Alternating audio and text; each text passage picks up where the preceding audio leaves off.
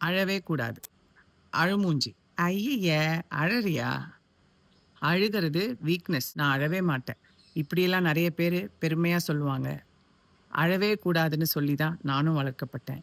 நான் மட்டும் இல்ல, இந்த வீடியோவ பார்க்குற நெறைய பேருக்கு இந்த மாரி அனுபவம் தான் இருக்கும். அழறதே தப்புன்னா, கடவுள் ஏங்க இந்த அழுகைய நமக்கு குடுக்க போறாரு? நல்ல மனச விட்டு அப்பப்ப அழுக வந்தா அழுவுறவங்களுக்கு நெறைய வியாதிகள் தடுக்கப்படுது அப்படின்னு பல ஆராய்ச்சிகள்ல நமக்கு சொல்லிட்டு தான் இருக்காங்க.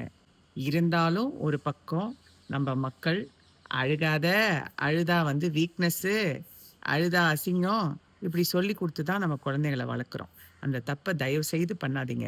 அழுக எதுக்கு வேணாலும் வரலாம். நம்ம காயப்படும் போதெல்லாம் நமக்கு அழுக வரும். அது ரொம்ப நேச்சுரலுங்க. கடவுள் குடுத்தது. நீங்க அழுகாம உள்ளேயே அடக்கி வச்சிருந்தீங்கன்னா, அதெல்லாம் ஒரு ஒரு வியாதியா பிற்காலத்துல மாறப்போதுங்க. அது எதுக்கு நமக்கு?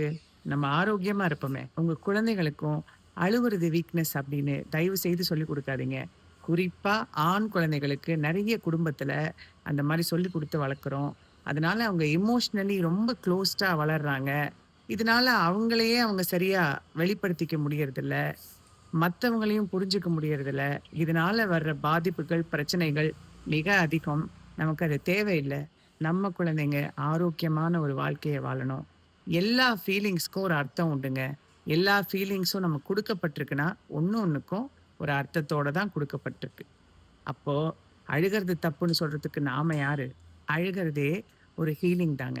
அது ஒரு ஆரோக்கியமான விஷயம். இனிமே அழுக வந்தா நம்ம நல்லா அழறோம்.